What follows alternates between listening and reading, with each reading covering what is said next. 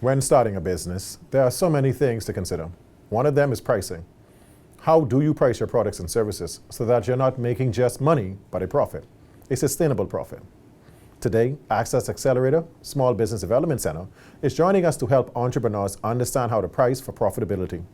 You're watching You and Your Money.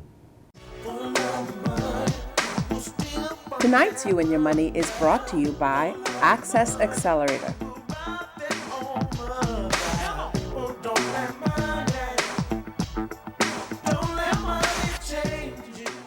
Welcome to the show, everyone.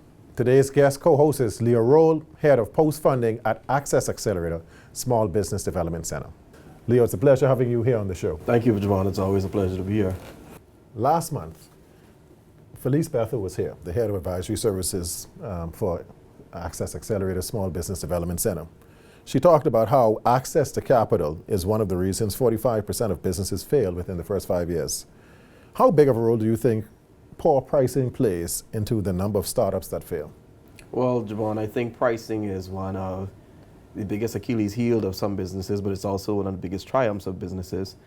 A lot of the pricing misconceptions and mistakes that entrepreneurs make right out the gate is that they believe, okay, I have a competitor that's in the same industry as myself. My prices need to mirror theirs. Okay. Big misconception. There are factors that one must consider when they are an entrepreneur, whether a fledgling entrepreneur or a serial entrepreneur. And while competitor pricing is one aspect of it or one way that you can look at your prices, you can't base your prices based on the competitor because you don't know the market segmentation of your competitors. You don't know if they have the same expenses as you. And so your prices have to be dictated by other factors apart from the competitor pricing. Another thing that entrepreneurs do when they look at pricing is they think of too high or too low profit margins. Okay. What that means, obviously one of my other colleagues will speak about profit margins later on in the show, but looking at the market size or the market income helps to determine what the profit margin of your prices or your products need to be. Okay. What I find that a lot of consumers do is they also look at pricing, thinking that pricing has to stay the same. Yeah. So I set my price at $10 today. A year from now, I'm still charging $10. Misconception. Pricing is driven by so many different market variables, increasing costs, industrial changes or changes to the industry. I went to the food store the other night, and grapes that are traditionally $6 are now $1.99. Okay. In the law of economics, there's supply and demand.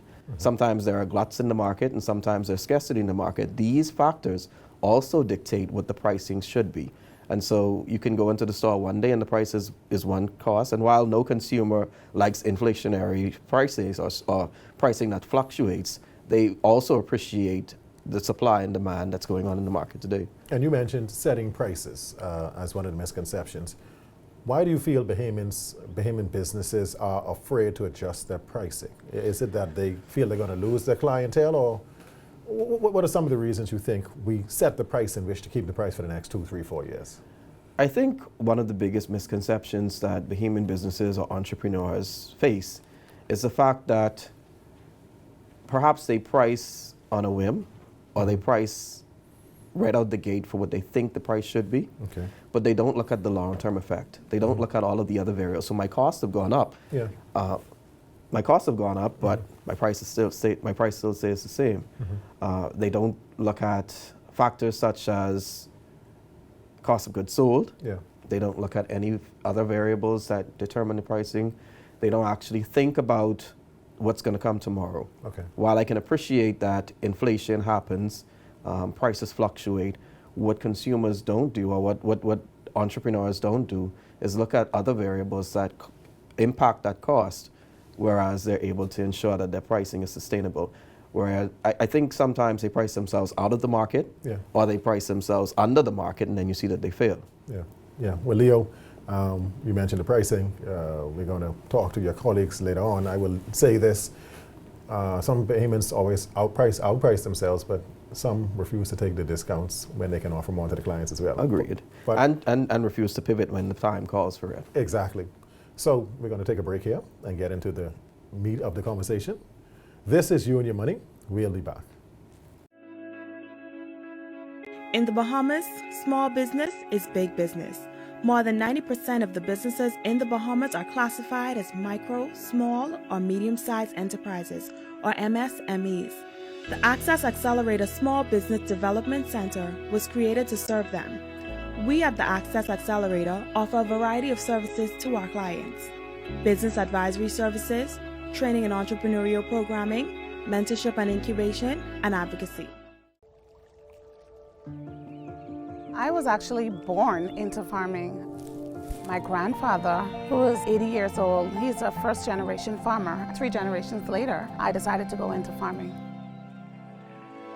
So we do have 2 operating farms at this time, the one in Nassau and the one in Andros. This season, Access Accelerator assisted us in funding our strawberry project here on Andros. With us being able to access the Fish and Farmers Grant, it has actually given us the capital that we needed to start this farming season for our strawberry crop. We do believe that people eating organic food is very important, and we want to offer safe food and organic food. Some persons are still shocked that we've been existing for 8 years. Outside of having to come to our website to make purchases, if we can get more of our products to our clients, we'll be happy to do that, and local distribution would help us with that. I can tell you the industry is not attractive for young people. However, if you are passionate about something, you will definitely be able to excel in that area, and at this point for me, it's fun to be a farmer in the Bahamas.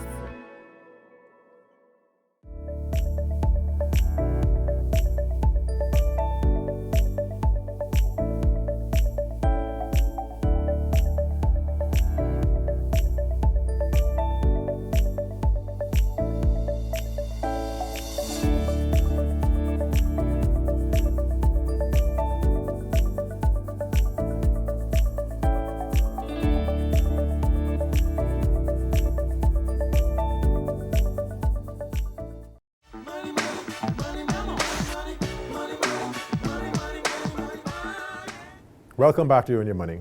If you're just tuning in, Leo Rolle is here.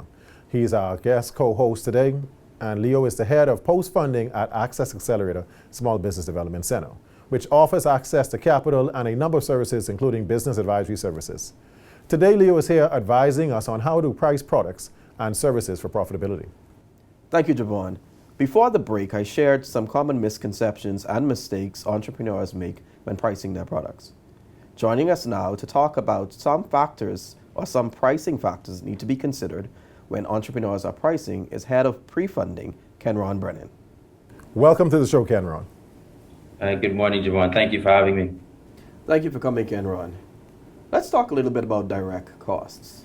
Specifically, what are they, and how are they different for someone who's in manufacturing, a retailer, and in the service-based industry? So direct costs are expenses that go directly into producing the goods or the services that the business seeks to provide. So to go a little bit further, those direct costs can look like things like the cost of electricity or the direct cost of bringing in the product or anything that goes into the direct manufacturing of the particular good or service that the business is trying to produce. Interesting. So electricity, salaries, these all kind of fall into the same category of direct costs for businesses. So let's talk about indirect costs now. What are some of those expenses that are tied to the indirect costs for our consumers? So indirect costs are things like any sort of professional services that the business may incur, taxes in the U.S. situation in the Bahamas, NIB would be considered as an indirect cost, VAT. So these are all costs that may not generally contribute to the overall production or manufacture of a service. However, they are costs that are borne by the business. So Kenron, now that we know the direct and indirect costs and expenses of our business and those products, how do we now determine what is the price of that product or service that we should go to market with? Okay, so when determining pricing for a particular product or service, one of the first things that the potential entrepreneur, the customer needs to do is to determine what the total cost of providing that service is. So we add up all of those direct costs that we talked about previously, and then we determine what the markup should be on top of whatever the total cost of production or sourcing the item is. So once we have an idea of what the total cost of sourcing the item is, and we determine based on what the market is, what kind of markup we can or should place on that item, we then would establish what the overall cost of the good or service would be or should be. So Leo, at the top of the show, you mentioned the importance of taking into consideration the market size when pricing. So the question for you and Kenron, how do I ensure that my profit margin is sustainable in the market in the Bahamas, which is a very small population? Well, thank you for that question, Javon. I think one of the biggest things an entrepreneur has to first understand is market segmentation. Okay. You spoke about the proximity or size of the population when we speak about the Bahamas. And so obviously if your niche or your target market is one that is small, you want to ensure that your products and services have a competitive advantage. What I mean by that is, what makes you unique? What makes you different from anyone else that's doing the same thing? I spoke earlier about the taxi cab industry that was disrupted by Uber, the hotel industry that was disrupted by Airbnb. What will you do as that entrepreneur, that person who's coming into that already established industry, that will ensure that your business is sustainable and profitable moving forward? I like the red ocean, blue ocean strategy. Are you going into a market that is completely saturated, which is the red ocean, obviously, or are you going into one that is blue, where the opportunities are viable and there's more to pass around? Okay. And Kenron, what would you add to that? The other thing is the perception of the value that your business brings is another thing that's really important as well to consider. Because there are lots of businesses that offer similar or comparable services. However, is there something different or new that your product or service brings to the market that isn't available presently? And also, what is the perceived appetite for those services? Because, for example, if it is that you're bringing to market a revolutionary or some proprietary technology or service that doesn't exist, then of course it may be a little bit more difficult for the market segment that you're marketing towards or driving after to kind of attach a cost to you. That obviously would give you a little bit more freedom. However, if it is that there are competitors in your market already that's providing the same or comparable service, then of course you have a little bit more of a steeper hill to climb, so to speak, in terms of markup, pricing, and other things that go into the actual pricing equation. Okay. So Kenron, we want to thank you for joining us. Before leaving, if someone wants to get in contact with you to discuss pre-funding, how are they able to achieve that? They are able to access the pre-funding department via using our online platform. So that would be www.accessaccelerator.org. Okay. And they can, submit a ticket. They can get access to us via our Facebook page as well, which is the accessaccelerator.org as well. Yeah. All right. Well, Kenron, thank you for joining us, and we can't wait to have you back on the show. No problem. Thank you very much for having me, Javon. No problem. This is You and Your Money. We'll be right back. I was actually born into farming. My grandfather, who was 80 years old, he's a first-generation farmer. 3 generations later, I decided to go into farming. So we do have 2 operating farms at this time, the one in Nassau and the one in Andros. This season, Access Accelerator assisted us in funding our strawberry project here on Andros. With us being able to access the Fish and Farmers Grant, it has actually given us the capital that we needed to start this farming season for our strawberry crop. We do believe that people eating organic food is very important, and we want to offer safe food and organic food. Some persons are still shocked that we've been existing for 8 years. Outside of having to come to our website to make purchases, if we can get more of our products to our clients, we'll be happy to do that, and local distribution would help us with that. I can tell you the industry is not attractive for young people. However, if you are passionate about something, you will definitely be able to excel in that area, and at this point for me, it's fun to be a farmer in the Bahamas. In the Bahamas, small business is big business. More than 90% of the businesses in the Bahamas are classified as micro, small, or medium-sized enterprises, or MSMEs. The Access Accelerator Small Business Development Center was created to serve them. We at the Access Accelerator offer a variety of services to our clients: business advisory services, training and entrepreneurial programming, mentorship and incubation, and advocacy. Tune in to Bahamas at Sunrise, the nation's only live morning show. 6:30 a.m. Mondays and Fridays, and again at 8 a.m. on Mondays, Wednesdays, and Fridays, and 9 a.m. on Saturdays. Get your weather, fresh talk, engaging conversation, and lively performances with hosts Anastasia Palacios and Phil Simon. Wake up with Bahamas at Sunrise.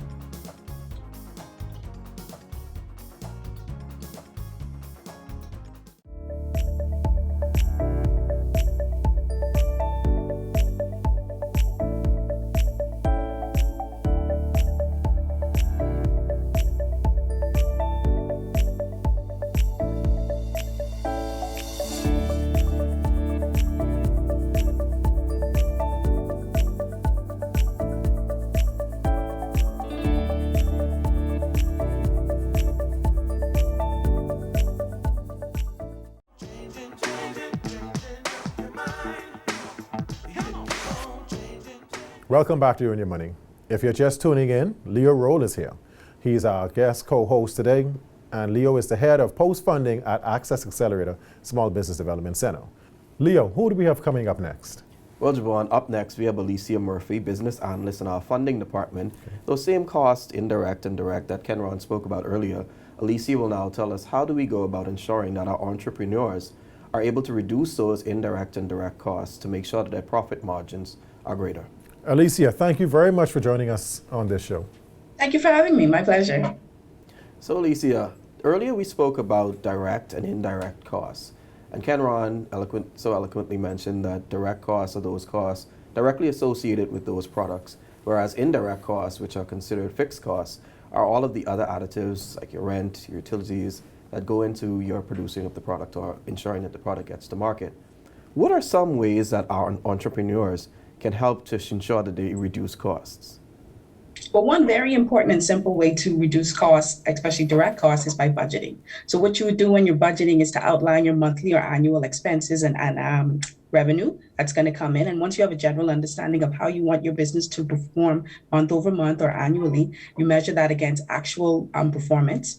And from there, you can understand how you can reduce costs, whether it's by reducing supply chain costs, sourcing cheaper materials without sacrificing quality over quantity, and also understanding your products or your services.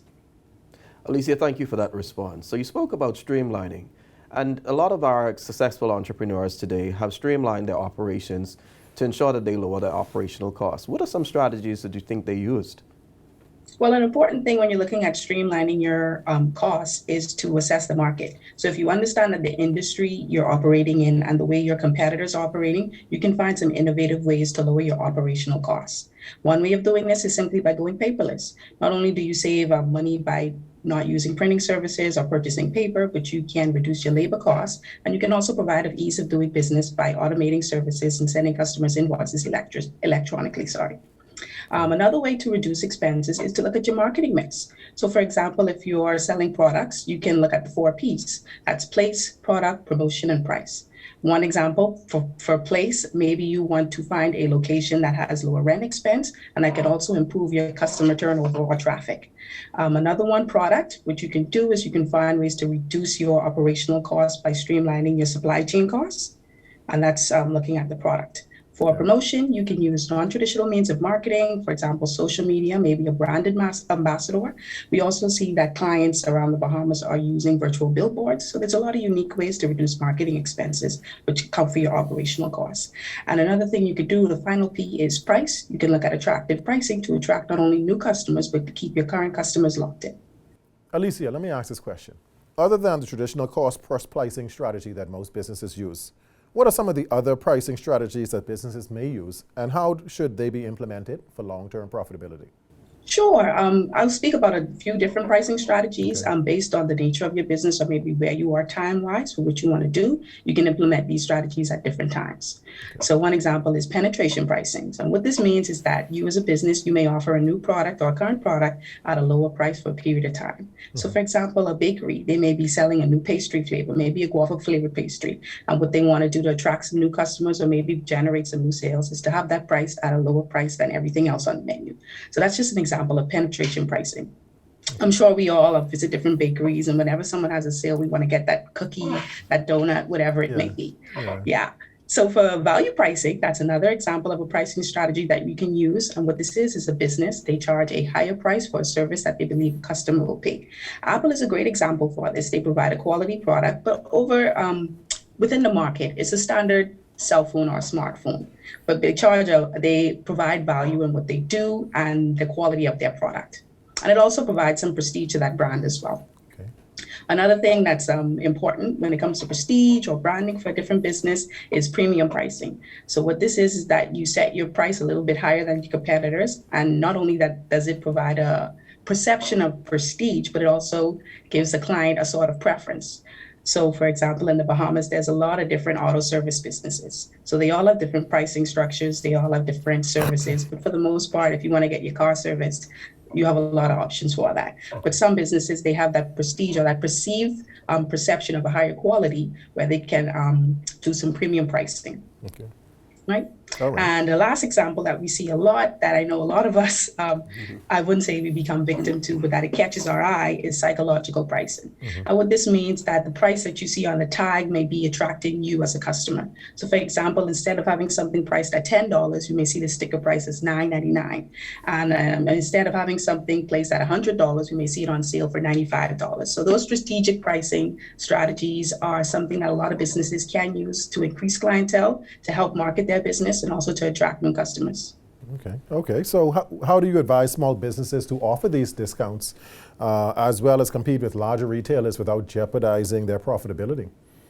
What I'd say is very important, again, to look at your budgeting as well as understanding your market. So for example, you may have a business that's in the swimwear industry. We know during the summer, everyone's going to the beach, everyone's taking vacation. So there's going to be an uptick in business for that particular industry. So if you may be a small business coming into that industry, what you can do is take advantage of maybe some of that psychological pricing at $9.99, having that sale price, and also understanding that there's going to be a benefit to you. So by understanding your market, you know that in the summer, there's going to be an uptick. So what you want to do is to have maybe your sales at 10% discount or so around that time. So even though you're offering a discount, any cost that's going to be offset from that discount, you can recoup that back from increasing your clientele. Okay. Well, Alicia, that was a lot of information in a short period of time. We definitely we want to thank you for coming on. And this show is an ongoing show, so I hope that next month we'll also have you back on to give us some great advice about not just the pricing, the costing, but any other incidentals that may be advantageous to the operation of your business. So thank you for joining us. Thank you for having me. My pleasure. Have a good day. Alicia. This is You and Your Money. We'll be right back. In the Bahamas, small business is big business. More than 90% of the businesses in the Bahamas are classified as micro, small, or medium-sized enterprises, or MSMEs. The Access Accelerator Small Business Development Center was created to serve them. We at the Access Accelerator offer a variety of services to our clients: business advisory services, training and entrepreneurial programming, mentorship and incubation, and advocacy. I was actually born into farming. My grandfather, who was 80 years old, he's a first-generation farmer. 3 generations later, I decided to go into farming.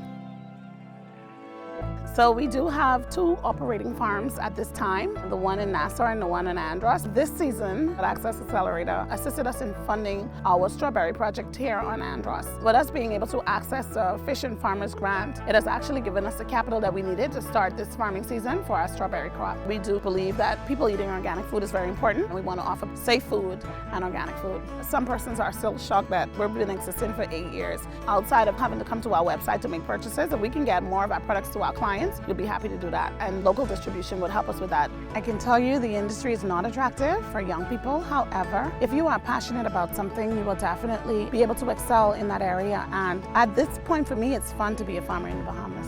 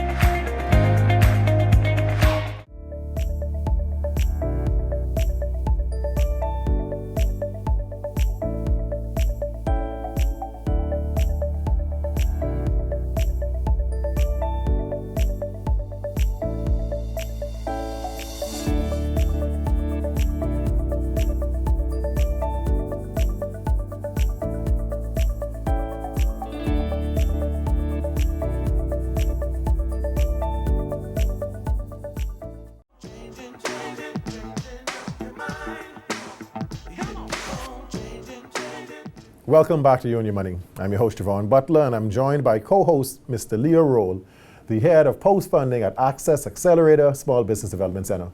Leo, what are some of the things that have been going on with Access Accelerator over the last month? Well, thank you, Javon. Over the last month, the Access Accelerator has been very busy. Okay. We have launched an aggressive campaign. We call it an All-Island Access Tour. The team came back from Eleuthera last week, getting in touch with some of our entrepreneurs there, just testing the ground and looking at the viability and sustainability of the market.